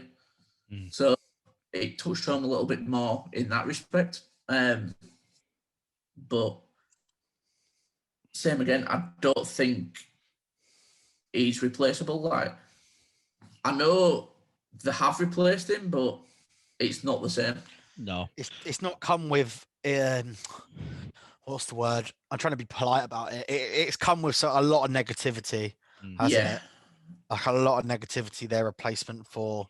And you know what? I understand why the band have done it. They want to continue and they want to continue working. I suppose that's the way they're looking at it. But I don't. I know Suicide Silence. I know the early stuff. I can't say I listen to them religiously, but I've heard their newer stuff. That album they released that got torn apart by fans. That's just completely different. Like, I think the same year Nickelback released something, and there was Nickelback's song was heavier than Suicide Silence. Yeah, you're right. I'm going to say this though: all shall perish with Eddie Hamida, or Hamida, however you pronounce it, right? Yeah. How they thought he was the best replacement for Mitch is beyond me. And like it baffled me. Like yourself, Gary. I mean, I found Suicide Silence purely on surprise. You know, wasn't I didn't look for them. You know, they were recommended for me on YouTube years and years ago. I've actually got one of their t-shirts sitting over there. You know, it was just a link, and I was actually in Gran Canaria at an internet cafe. You know, remember those things? Oh yeah. And I was there with my mum, my dad, their best friends, and their best friend had a son called Stephen. Stephen's the same age as me. Both of us grew up in completely different households.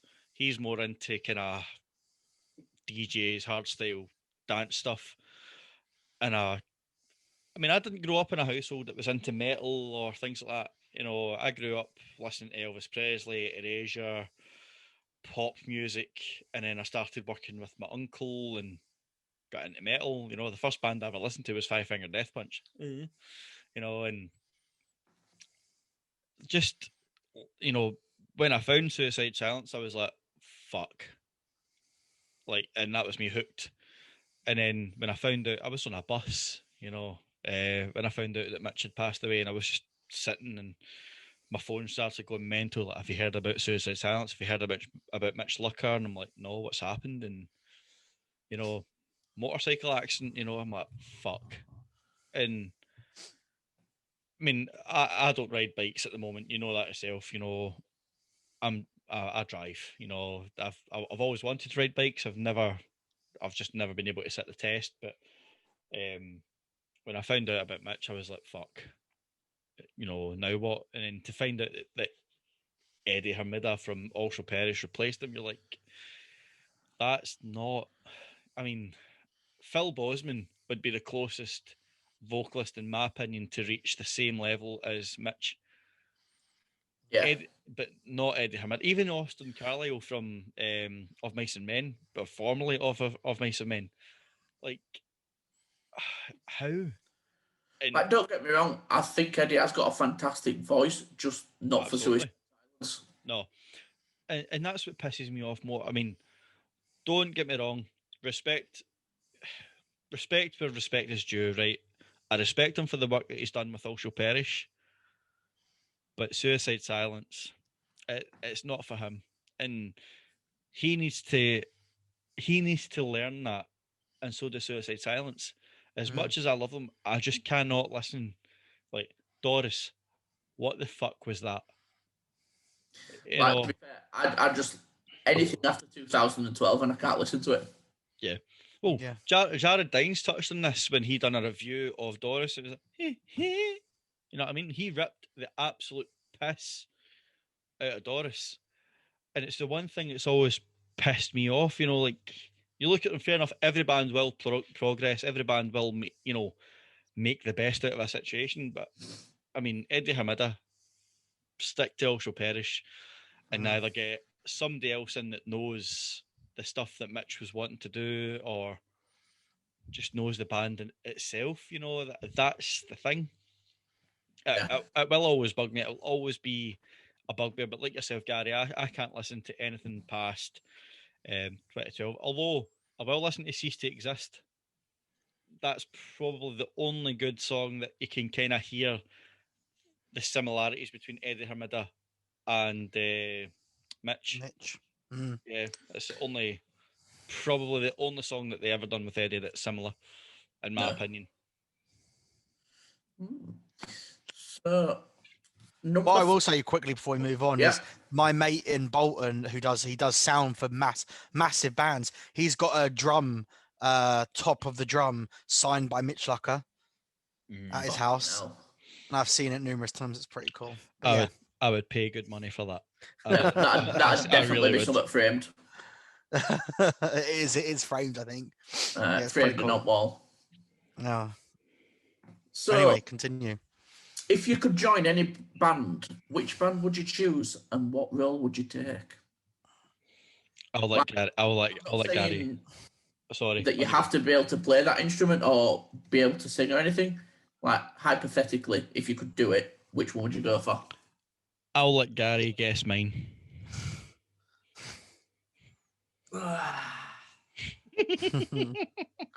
Vocalist? No, you know what? I've got a rough guess of where you're going to go with that, but actually, it's not vocalist.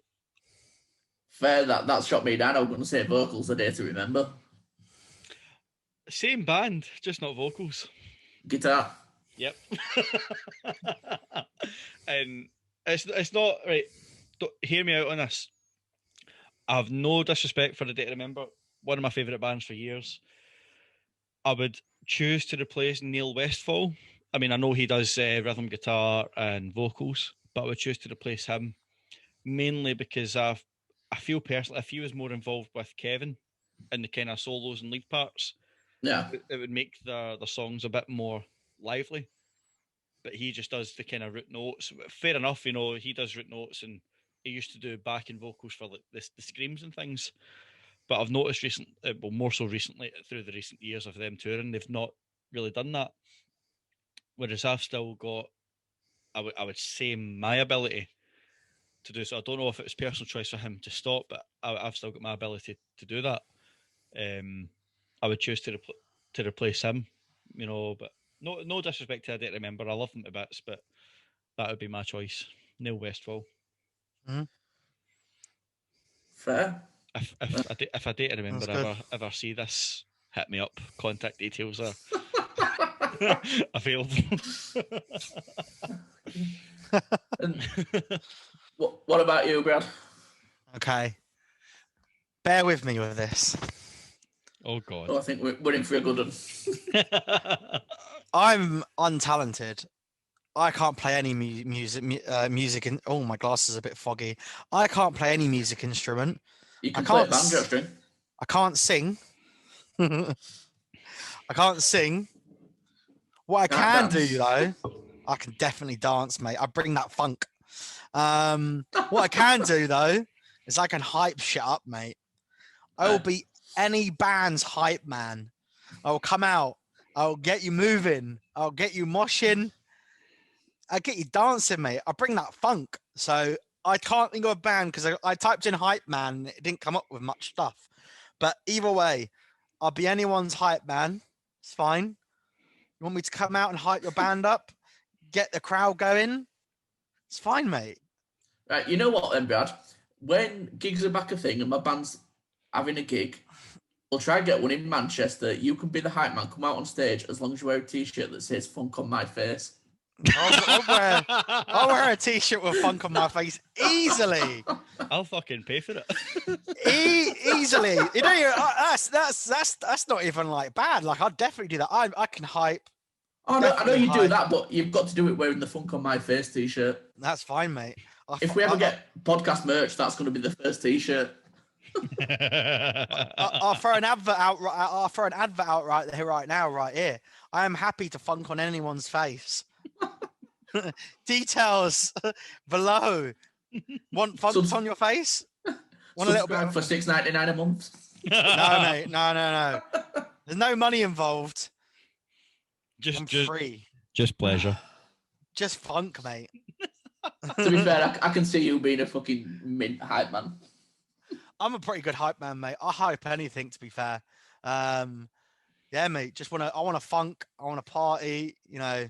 Well, I'd probably replace one of the guys. You know, I love Hollywood Dead. They're really good, but a lot of them don't really do much. They just run around the stage, go like just, you know, shouting bitch and like, you know, who's got Jack Daniels and who's got the booty. Like I could easily run around the stage and be like booty, and just like funk. That. Booty, funk. I get the pits going as well. It's like early Parkway, before Parkway have kind of like got more serious. If you look at the older documentaries, they used to get their mates to come to gigs dressed up as like turtles and sharks and bring surfboards and jump on people. I could easily do that with a t-shirt saying, I will funk on your face or funk on my face. I'd prefer to funk on someone's face. I wouldn't really want anyone funking on my face, but I can definitely funk on someone's face if need be. You know, I'm happy. Hype man, mate. I could be a hype man easily. Like, you know, I'm funny. You can hype Gary's band up, and you can hype my project up. Easily.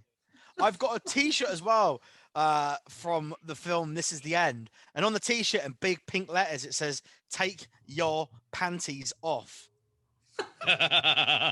Great T-shirt. I'll wear that as well. Okay, now. What a turn. Hype man. What a turn. Easily. That's my job. I will be hype man for any band. You can hire me. And then if you want funk on your face, you can hire me for that as well. We'll put your contact details in the description then. I am single. And you wonder why. Because you do too much funking. I do too much funking on people's faces. That's why. I don't think Premature everyone funk. appreciates. I don't think everyone appreciates a good funk on the face. But you know, Oh Jesus! This video is sponsored by Bradley's Funk on Face. this video is sponsored by Bradley's Tinder. Been single for a long time. Are you a plus member or not? Do you know what? I haven't gone that far yet. To be fair, I feel like that's the point. That's the point where I'm here at a night on my own, just banging out whiskey. It's like, oh man. Well, if Yeah. anybody likes what they see, contact Bradley. Yeah, mate, you're more than welcome to, mate. I'll funk on your face for free. The funk will get the, you know. We're going to change our hashtag to get Bradley laid. Who's got the funk, mate? Oh, I've got the funk. That funk. Yeah, you know, you can't beat. I got a bit of funk on vinyl as well. Put a bit of funk on. Bring my funk together. Just funky night, mate. You know. Yeah, that's about it, really. I'll be a hype man. Yeah. So we've got Cameron as a guitarist for a day to remember, and you as a hype man. Funky hype man. So between you, I bet you can probably work out my choice. It's going is to be it- Bring Me the Horizon. I was gonna say I thought it was gonna be Jedward, to be fair, but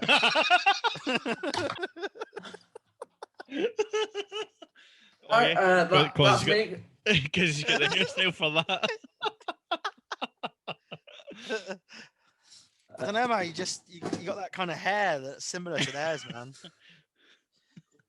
Whereas mine's in a ponytail. Oh, wee potato. That was my Irish accent there. That wasn't very good. Potato. Potato. But yeah, you got the band with Bring Me the Horizon. Yeah. Well, I was wrong. And I only really know Ollie Sykes. I don't really know any of the others, to be fair. I'm going to say you're going to replace Lee Malia. no, Matt Keane. Oh. I'd stick with bass. Stick with what I know. You know what? Oh, I was going to say that, but I just thought you would. If I said that, I thought you would have went, no, Lee Malia. But bastard. No. No. I play the proper guitar. Oh, do you want to fight about this? I suppose I play bass as well, so I can't talk shit. But no, I think like obviously I love bass, the all-time favorite band. So why not? They're from yeah. the It's a shame they're the a shit depths of band. Yorkshire.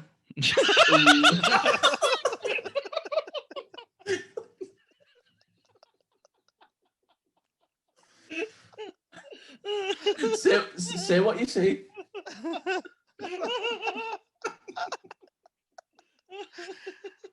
Do you know what? I think it was my screen. It was just the way it went from you to Bradley. It's a shame they're a shit band. And straight back to you. No, they're obviously very good at what they do. To be fair, Because they wouldn't sell out the O2. But I think they sold out the O2. I'm not too sure. I don't know. I don't really care if Ollie Sykes is listening, to be fair, because you're a prick anyway, mate. But like, he's just a prick, isn't he? Like, he just waddles around like he's Conor McGregor, just all like, nah. But each to their own. They're obviously very good live because they sell tickets and yeah, you know. I'm just not a fan of Ollie Sykes personally. I don't know the guy personally. Kind of glad about that, to be honest. But there is that fucking spooky bastard that walks around. Everything that Ollie does, this guy copies. Was he not fucking download? Aldi Sykes. Aldi Sykes. Yeah, Was he not fucking download like the last 2 years or something? Not last year, but like 18, 19. He And got that every year. face- Every he's got that face tattoo. He's even got the fucking same feather tattooed on his face. I Oh, love guys, how you I fucking wouldn't even want to look like him. Why would you want to look like him? That's just Aldi Sykes is just a fucking nonce. Aldi Sykes, if you're listening, fucking stop wait, it. Aldi like the shop Aldi. Yeah. We call it. It's like, oh my it's like, god, mate, that's just clicked in my head then. it's like Ollie Sykes, but the A cheap Poundland version. version. Yeah, if you ordered Ollie off Wish. Or like Lidl. Lidl. Imagine if he'd done events. Imagine he'd done events, right? And it was like, say, a stag do or something, and you thought you'd ordered Ollie Sykes, and this wee tit shows Yeah. up. You're like, who's this? It's it's like those clubs that have Phil Mitchell and the Chuckle Brothers come. They've got how many songs instead? Just turn it up. I've seen Chuckle Brothers live twice. Oh, I'd love to see the Chuckle Brothers live. That'd be a good Chuckle person. Brother now. Oh yeah, I know. You can imagine that though, the Chuckle Brothers, but like fronting Bring Me to Horizon. That's right there. Can you That's feel what I'm to me talking- to you?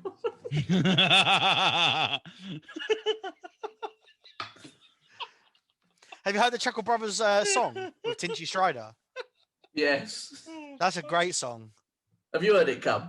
I don't think Oh so. no. You'll need to link me Oh up. dear. Oh dear, he did. That's how it goes. It's a great tune. Hang on, YouTube's coming in here. Should Oh dear.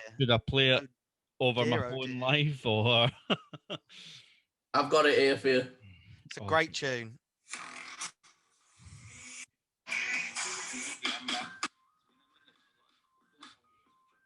You hear that? Yeah.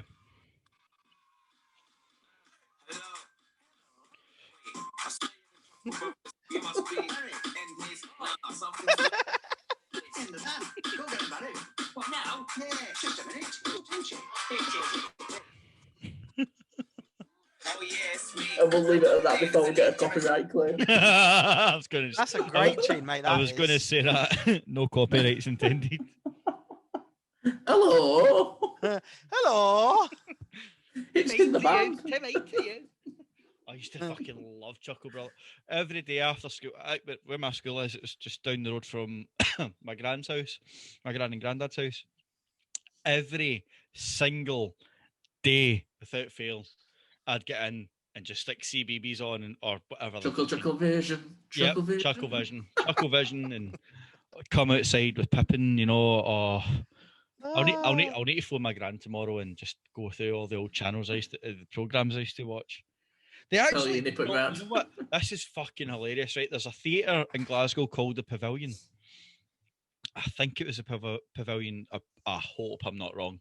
It's the only theatre I know of in Glasgow because it's the main one, right? My gran and granddad took me when I was a wee boy to see Mr. Blobby. You got molested. I was fucking terrified. And we were like, the pavilions get like the ground floor 1, floor 2, right? We were in floor 1. I was fucking terrified. But you know, that kind of terrified where you know you're up high and he can't touch you. Like, so you already have this false sense of security, right? You're like sitting there like, oh, this is scary, but I dig it. And then you're like, hold on, but I'm only 1 floor up. He's well going to come up here and touch me. And you know what I mean? Oh, I know so many people that are scared of him, and it makes me really every Halloween want to dress up like Mr. Blobby and just chase people. Jack Whitehall. There was a fucking. It was Jimmy. Yeah, Carr. I know what you're talking. Yeah. So he's just pure camera. Can he go away now? I'm gonna Google Mr. Blobby. I can't. Blobby. Oh my god. There's a song. I didn't forgot there was a song. What do you call Mr. Blobby's semen? Monsters Inc.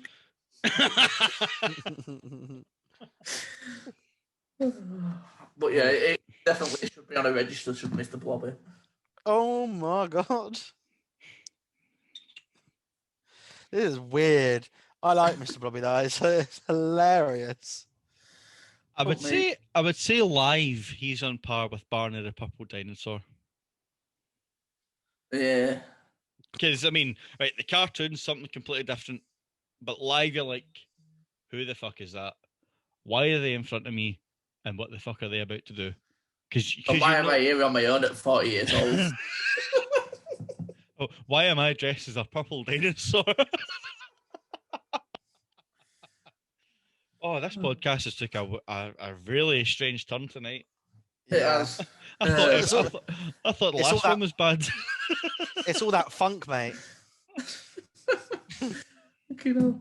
Right, back on track anyway. Yeah. So some people are working tomorrow, Gary. Yeah, I'm working tomorrow. Actually, thinking about that. Well, that's a shame. I'm off tomorrow. So, if you could banish one band from the industry, who would it be and why? Oh, Ah, fuck. I've been waiting for this. okay. Well, if you don't mind, I'm going to jump into it because this is one of the bands I mentioned earlier on. And I said I was going to bring up in question 4. And I always Banish. I was thinking about Banish when it was supposed to be like an actual like argument. And I feel like Banish is like quite a deep word. It's quite deep in it. But like, do you know what? There's a band that I saw live at Download, and they just seemed like they just didn't want to be there. They seemed like they were better than anyone else. And then when they played, they dropped the mic and walked off without saying goodbye to everyone. That's AFI. You They know, just didn't seem like they want to be there. It was just shit.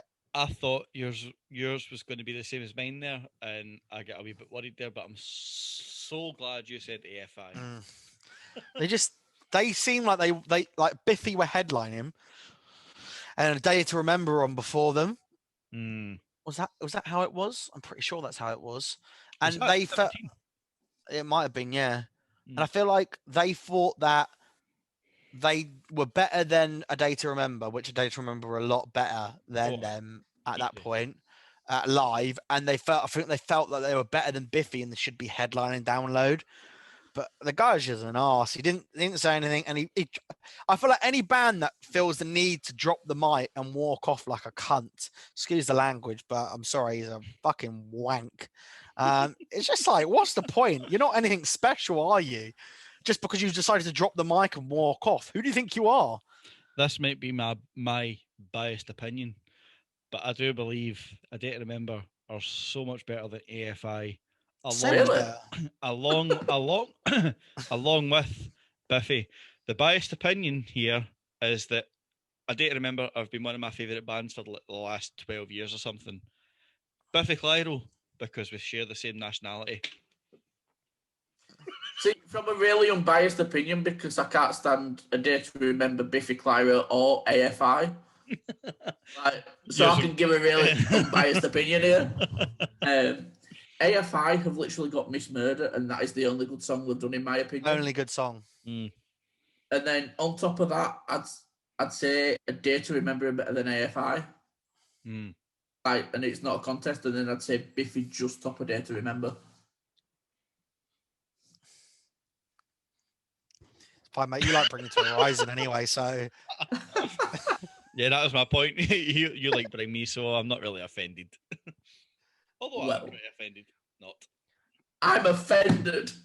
Exactly. What fucking decent band has come out of Yorkshire, for Christ's sake?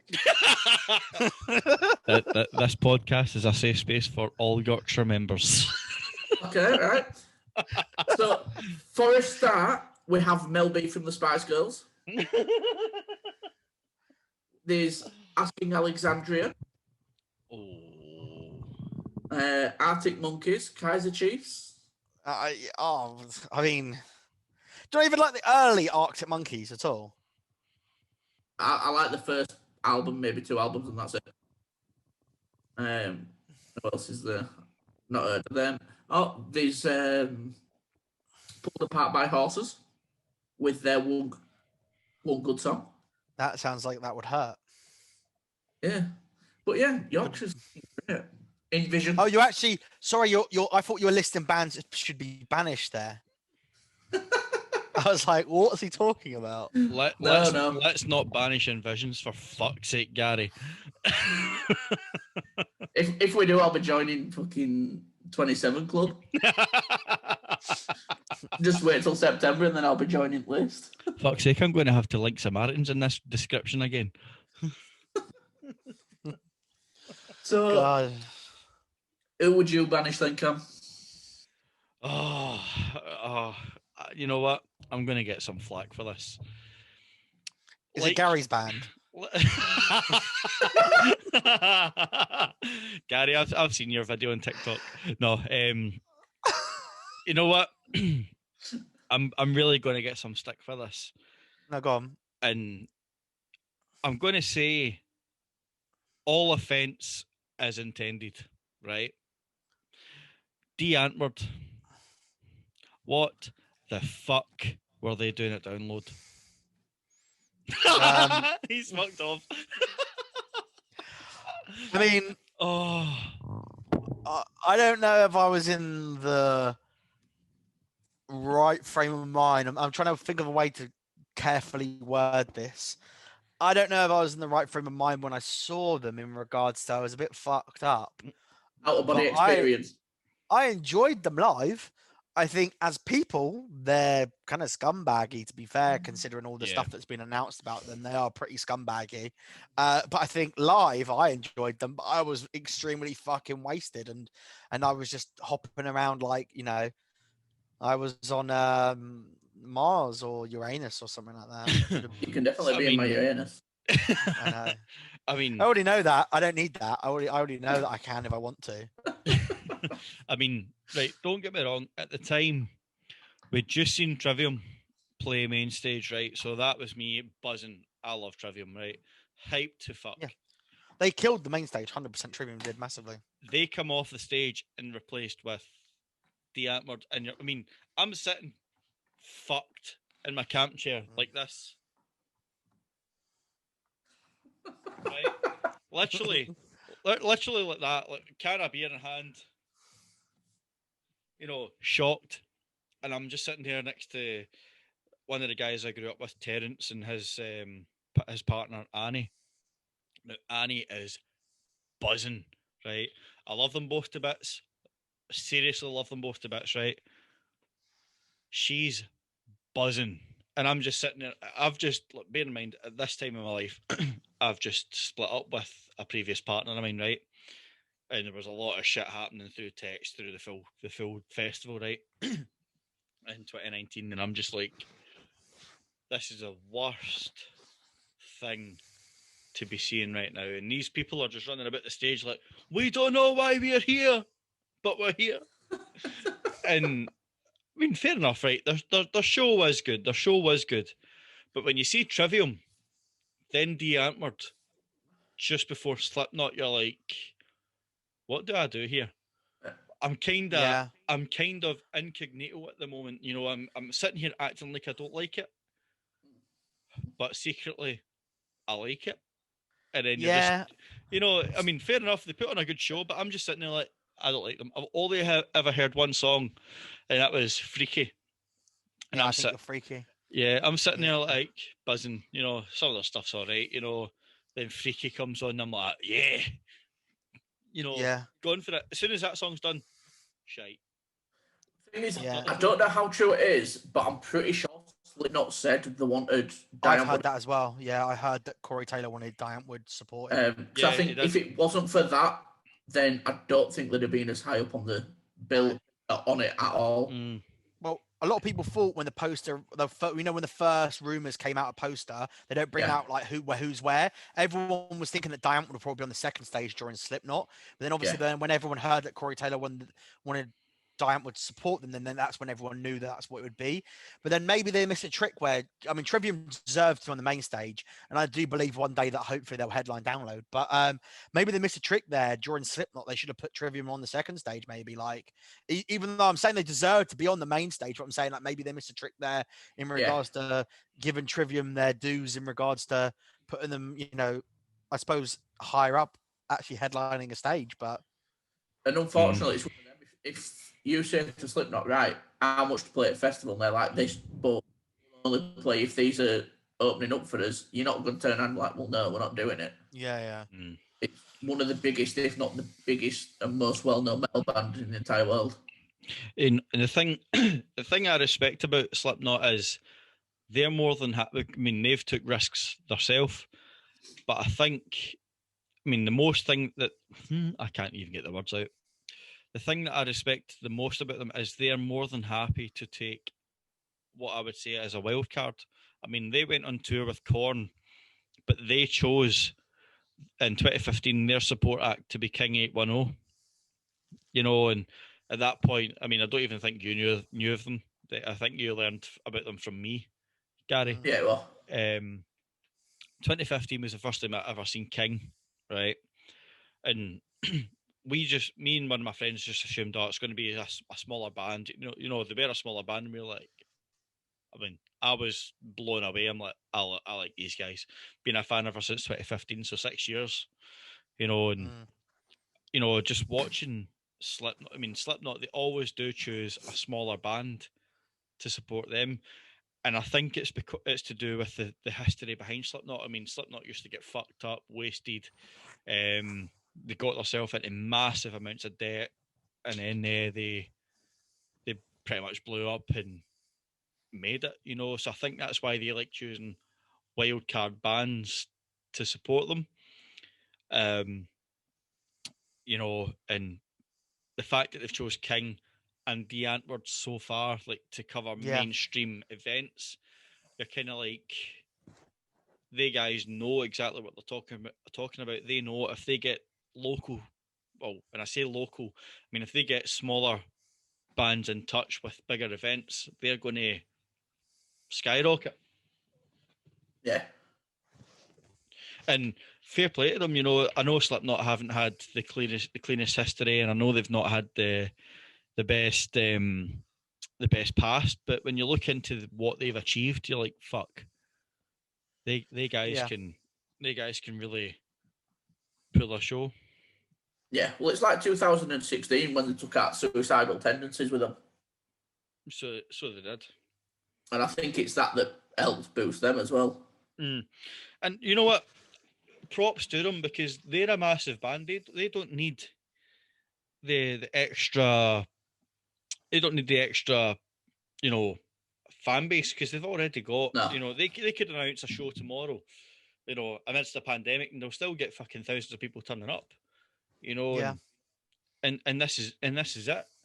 But you'll still get, I mean, Corey Taylor and the rest of them will be like, they always look for shit.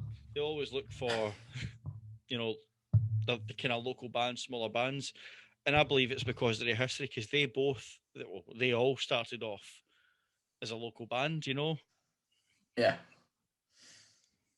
And No, definitely. And I think that's why they always choose like a wildcard band like King or the Antwoord. It's more of a respect thing, I would say. So closing up on that, how come you'd banish them? No comment.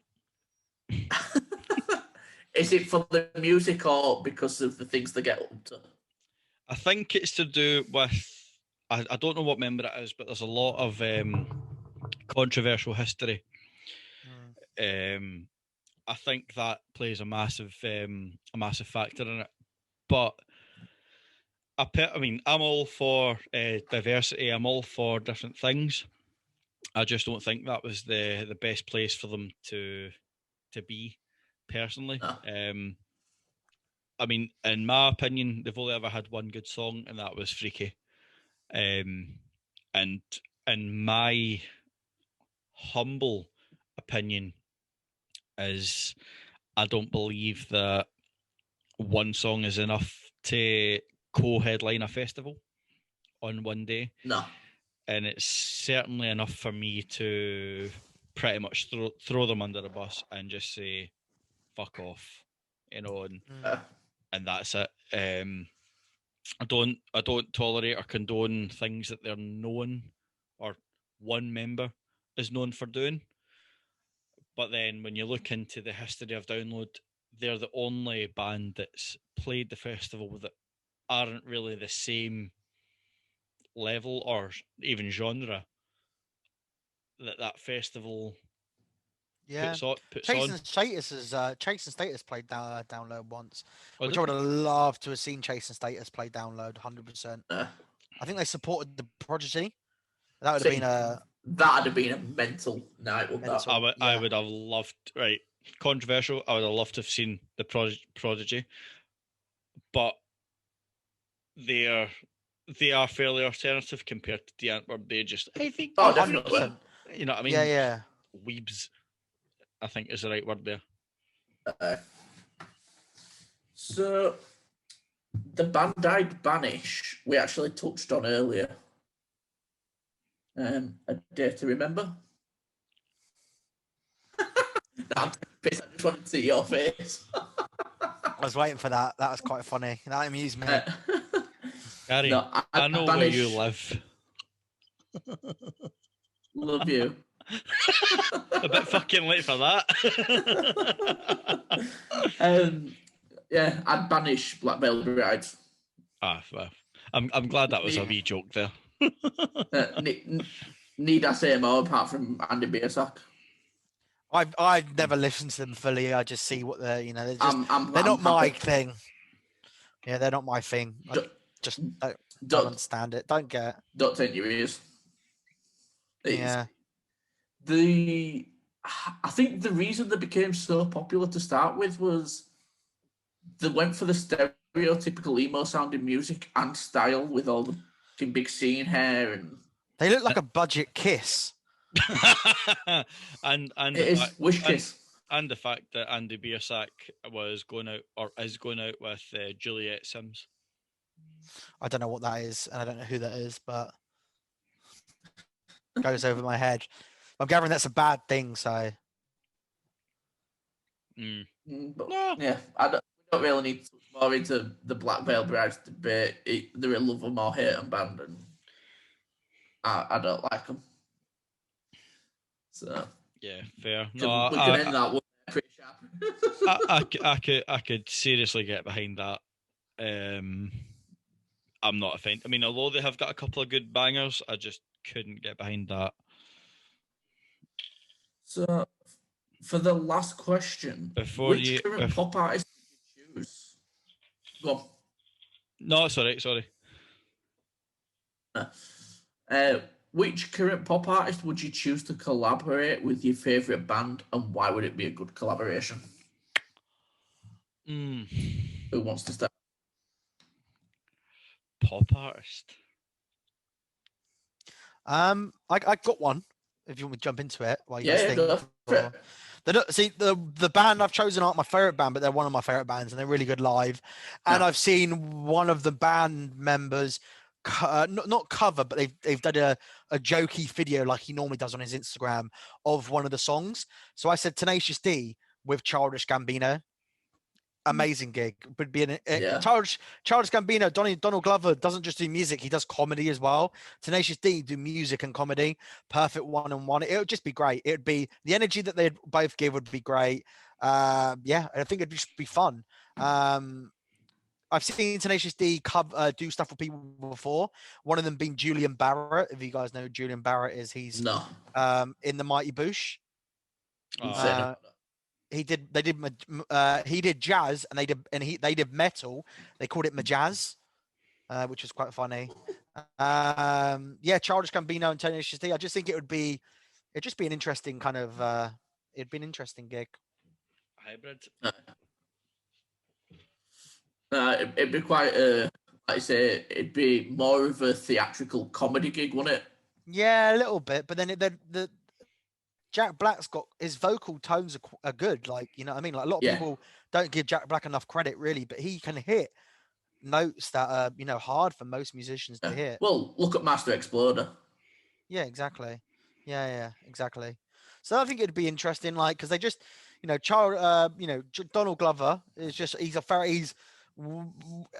on the level that I'd say Dave Grohl is. He's very talented in regards to all his music. He's very talented and he's very, very talented in music. He's also a talented actor, a talented comedian. He's just all round very talented. So he's done the rare thing where he's an actor, comedian, and a musician. I actually like him, unlike Jared Leto, who's just as annoying and just needs to go away.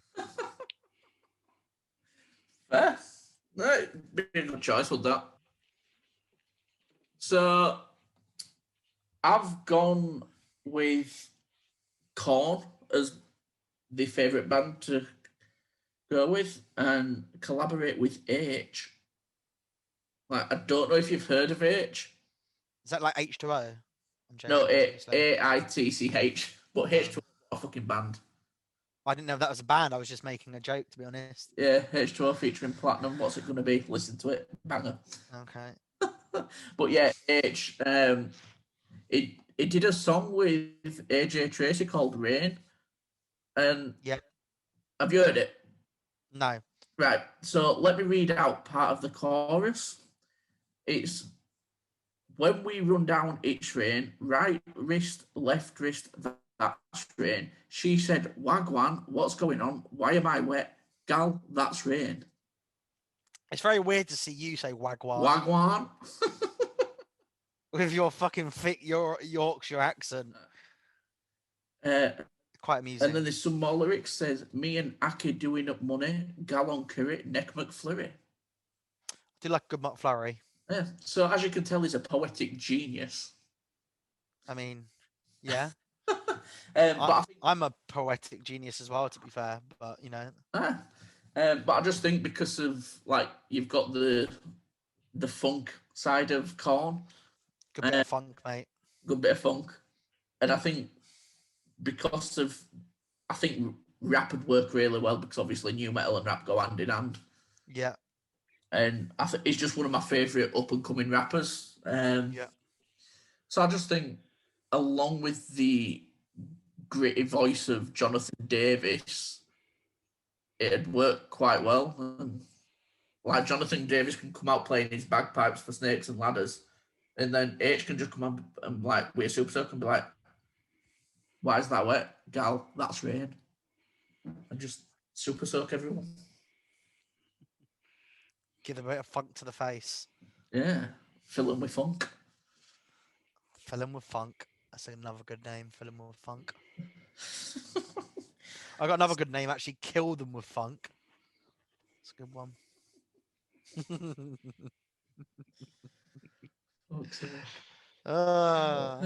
So, who would your collaboration be, Cam?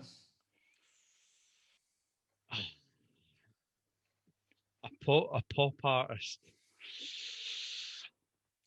You know what? We touched on it earlier, I'm sure. Machine Gun Kelly. Now, I know he's kind of in between genres with rap, pop punk, and whatever the fuck else he does. But I would say Pop for punk. him, yeah, exactly. You know what? I would be interested to see him collab with Nick Deep. Just, I can say that actually. I think more so for the notoriety side, but I could see both of them kind of doing a track together, and I think it's down to both Ben Barlow's vocals and Machine Gun Kelly. I could see something there. I know Nick Deep are probably a wee bit out there for me. Although I do enjoy them, I just think having Machine Gun Kelly along with Nick Deep would be an interesting collaboration. I can kind of see them getting on board with each other and putting out an absolute bang. I mean, I suppose Nick Deep, they have collabed in the past with interesting like kind of groups that you wouldn't expect them to. Even toured with. I mean, they've toured with A Day to Remember, and they're kind of different sides of pop punk. But I mean, then when you look at Machine Gun Kelly, he's collabed with the likes of Youngblood. He's collabed with Halsey or Halsey, however you pronounce it. Travis Barker's been with him and all, hasn't he? Travis Barker as well. So there's so many different artists. There's so many different kind of styles. Although Machine Gun Kelly's more widely known for his rap side of things, it would still be interesting to see. Although I would say his diss on Eminem was the end of his rap career, because I'm not being funny. I won't say his rap career started. He couldn't rap a Christmas carol. Well, I would agree, but it's. I would say after his diss with him, I would say tiff with Eminem. I would say that it didn't go that well for him for the fact they had to kind of change genres. But with that change, I would say it'd be interesting to see how he performed with not a heavy band, but like a pop punk band. Yeah, makes sense. To be fair, I thought you were going to say like Machine Gun Kelly collaborate with fucking Behemoth and then have him. I mean, that itself would be pretty interesting, but I don't think that would work under any means.